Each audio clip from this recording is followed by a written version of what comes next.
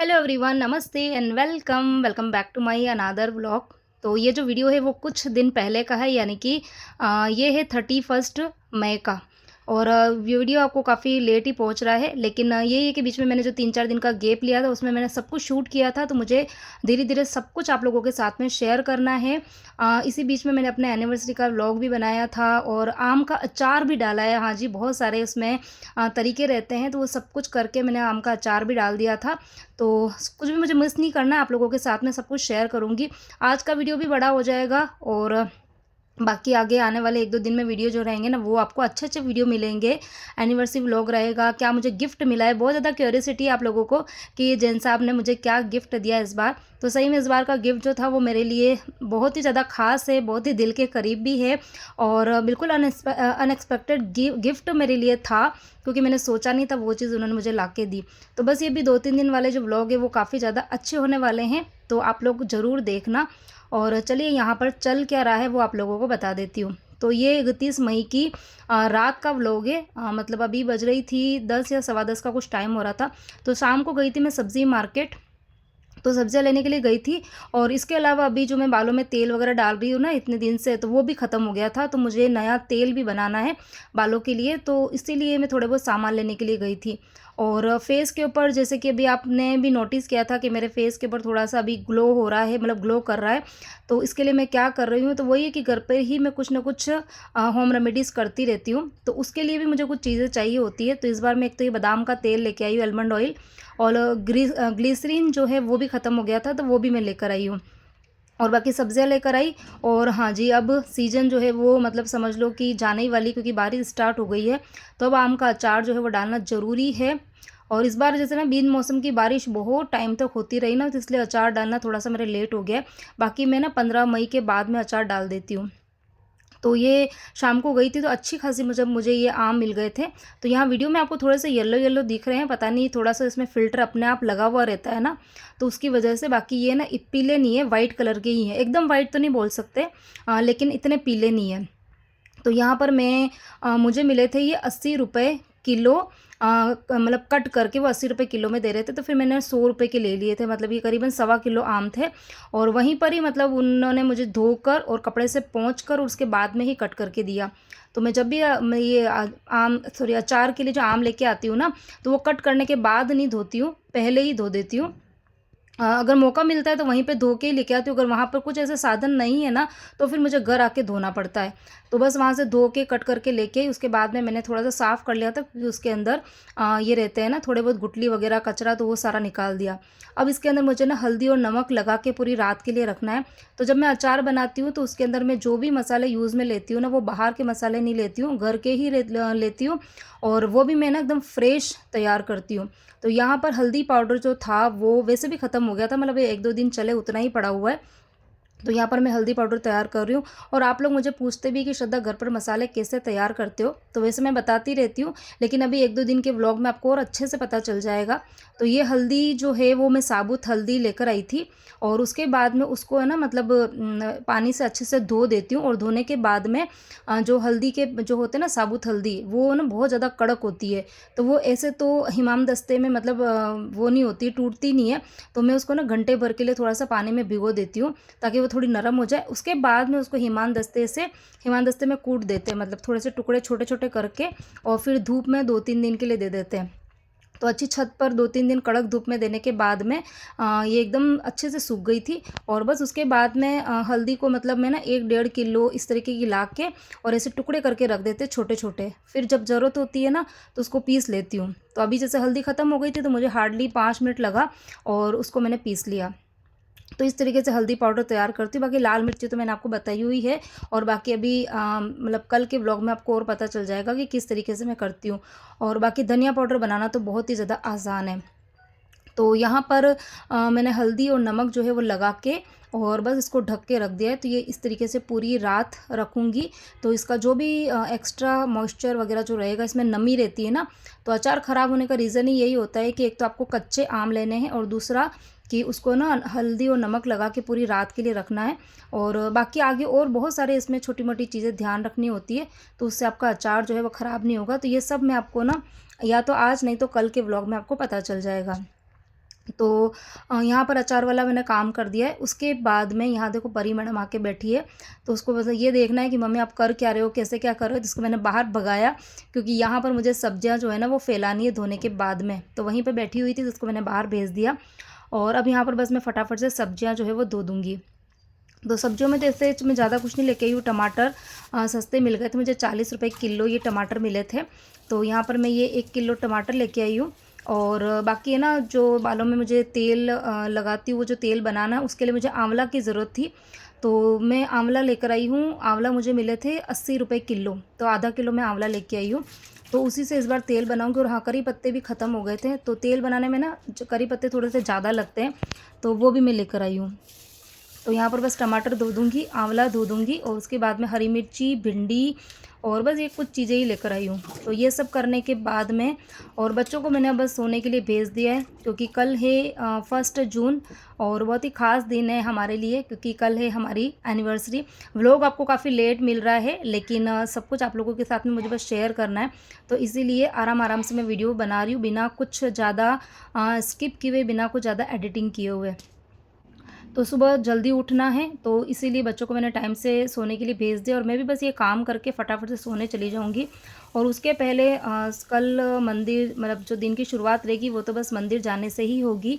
और मंदिर में कल है ना वो प्रोग्राम भी है, मतलब विधान है भक्तामर जी का बड़ा, तो टाइम भी लगेगा और साड़ी पहन के ही मैं जाती हूँ।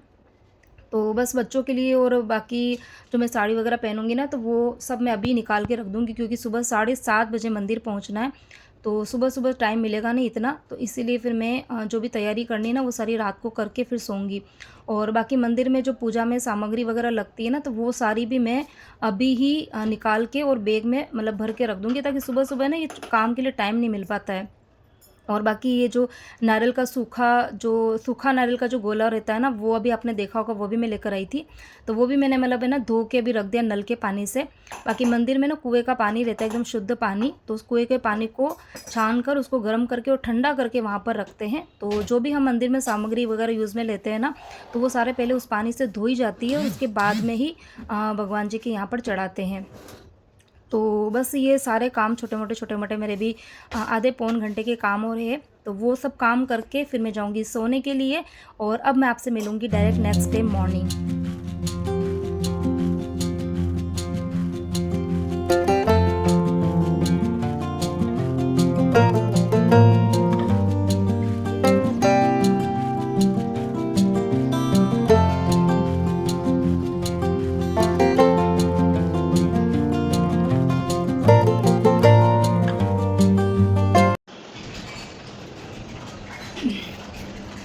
Good morning everyone.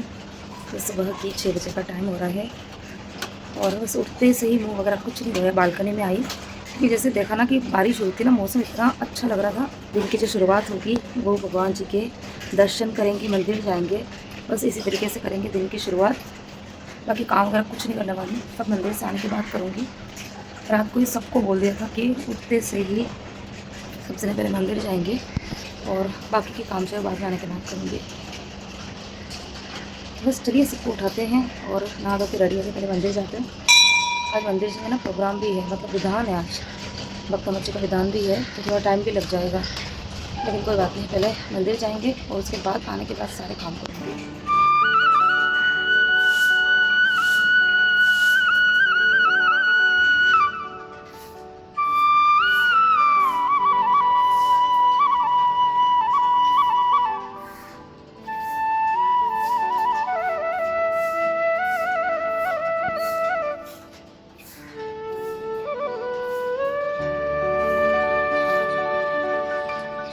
तो मन तो बहुत हो रहा था कि बालकनी में कुछ देर और बैठ जाऊँ, लेकिन वही है कि लेट हो जाएगा। तो सबसे पहले यहाँ पर मैं बच्चों के रूम में गई हूँ, उनको मैंने आवाज़ लगाई और उसके बाद में मैंने लगाई है जेन साहब को आवाज़। तो अभी एक-एक आवाज़ में कोई भी उठने वाला नहीं है, लेकिन एक बार का बस मैं उठा के आ गई हूँ। और फिर यहाँ किचन में सबसे पहले तो मैं ये खिड़की ही खोलती हूँ, क्योंकि रात भर से ये खिड़की बंद रहती है ना। पहले मैं बंद नहीं करती थी, लेकिन फिर आप लोग मुझे बोलते थे ना कि श्रद्धा खिड़की खुली रखते हो तो बाहर से मतलब मच्छर और छिपकली और ये आते नहीं है क्या? तो सही कहूँ तो इतने टाइम तो ऐसी कोई प्रॉब्लम नहीं थी। मच्छर तो खैर आ जाते हैं, लेकिन किचन की वही है ना कि खिड़की बंद कर दो तो बहुत सफोकेशन होता है। लेकिन है ना, बीच में अभी क्या हो रहा था ना कि छिपकली मतलब है ना, एक छिपकली पहले आई तो उसको भगाया, उसके बाद में 2 छिपकली और आ गई। और फिर वो है ना एकदम मतलब मुझे ऐसा लगा कि कुछ दिन से मुझे दिख नहीं रही थी ना, तो मुझे लगा शायद वो अब चली गई है। तो तब से मैं ना खिड़की बंद करने लग गई हूँ, ताकि ना वो फिर से अंदर ना आए। तो यहाँ पर बस उठते से ही सबसे पहले मैं खिड़की खोल दी। अब यहाँ सबसे पहले अभी मैं क्या करूँगी कि चाय रख दूँगी। बच्चों के लिए भी आज चाय ही बनाने वाली हूँ, क्योंकि अगर दूध दूँगी ना तो वो पीने में बहुत टाइम लगाएँगे। और 7:30 बजे हमको यहाँ से निकलना है, क्योंकि 8 बजे वहाँ पर मंदिर में भगवान जी का अभिषेक स्टार्ट हो जाएगा। और फिर ना विहान को और जैन साहब उन दोनों को फिर वहाँ जो ड्रेस होती है ना येलो कलर की जो धोती और वो पहनते हैं, तो वो पहननी रहती है। तो थोड़ा पहले जाएँगे तो ये अच्छे से टाइम मिल पाएगा। तो इसलिए हमको यहाँ से थोड़ा-सा जल्दी निकलना है। तो अभी सुबह-सुबह तो देखो यहाँ पर बारिश मतलब रात को तो बारिश हुई थी। अभी मौसम थोड़ा-सा ठीक लग रहा है, लेकिन अब बाद में पता नहीं कहीं बारिश वगैरह स्टार्ट हो जाए, तो इसलिए सोच रहे हैं कि जल्दी से निकल जाएँ। तो यहाँ मैंने चाय रख दी है, और चाय रखने के बाद में जो सब्जियाँ वगैरह रात को धोई थी ना, तो उनको अपनी जगह पे लगा दूँगी, ताकि यहाँ थोड़ी-सी ना जगह खाली हो जाए। बाकी खाना वगैरह जो कुछ भी बनाना है ये सब कुछ आने के बाद में होगा। और आज का जो दिन है वैसे तो देखो सेलिब्रेशन का दिन होता है, लेकिन काम तो हमारे रहते हैं, जो रूटीन के काम है वो सारे रहेंगे ही रहेंगे। और अभी मंदिर भी जाना है, आज टाइम भी लगेगा, मंदिर से आते-आते ही मुझे पता है लेट हो जाएगा। लेकिन हाँ, घर के जो काम है वो सारे मैं आने के बाद में ही करूँगी।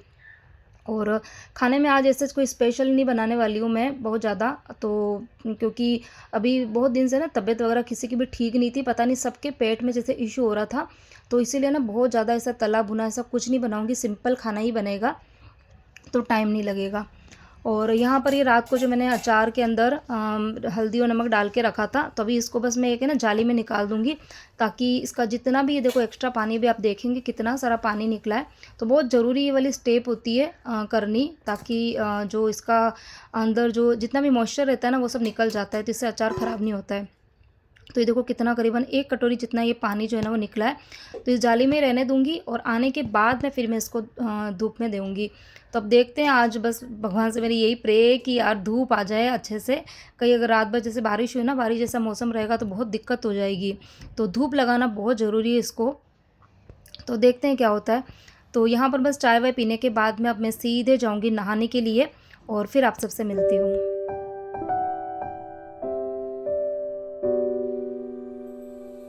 सबसे पहले मैं ही नहाने के लिए गई थी, क्योंकि फिर मुझे साड़ी वगैरह पहननी थी ना इसीलिए। और उसके बाद में बस ये अभी 3 जनों का नहाना बाकी है, तो बस ये तीनों नहा के रेडी होंगे। और तब तक यहाँ देखो मैंने फटाफट से साड़ी पहन ली, मुझे ज़्यादा टाइम नहीं लगता है। और आप लोग जब मैं साड़ी पहनती हूँ ना, तो कुछ कुछ मुझे ऐसे कमेंट्स आते हैं, स्पेशली अभी जब मैं शादी में गई थी ना, और जो शादी के मैंने व्लॉग बनाए थे, तो मुझे कमेंट्स आए थे कि श्रद्धा तुम्हारे साड़ियों का कलेक्शन बहुत अच्छा है, और ब्लाउज़ जो मतलब जो ब्लाउज़ की डिज़ाइंस वगैरह होती है ना वो भी अच्छी लगती है। तो आप जो भी साड़ियाँ हैं, जो भी ब्लाउज़ वगैरह हैं, उनके पैटर्न हमें बताइए और साड़ियों का कलेक्शन बताइए। तो बहुत जल्दी वो वाला व्लॉग भी आपके पास में आएगा। क्योंकि शादी में जो मैंने साड़ी वगैरह वियर करी थी ना, तो सही को तो वो मैंने आपको ज़्यादा डिटेल में बताई नहीं है। तो अभी तो थोड़ा-सा 1-2 दिन थोड़ा मैं बिज़ी हूँ, लेकिन उसके बाद में साड़ियों का मैं कलेक्शन आपके साथ में शेयर करूँगी, जो भी मेरे पास में है वो सब कुछ। और अभी हाल-फिलहाल तो यहाँ पर देखो मैं रेडी हो चुकी हूँ, और ये साड़ी तो मेरी नई है, आज मैंने पहली बार पहनी है। और कैसी लग रही है वो आप मुझे कमेंट करके बताना। तो चलिए, बैग वगैरह सारा मैंने रात को ही पैक कर दिया था। अभी मंदिर चलेंगे, आप सबको भी मैं लेके चलूँगी कि मंदिर में कैसे-कैसे, क्या-क्या होता है, सब कुछ बताऊँगी।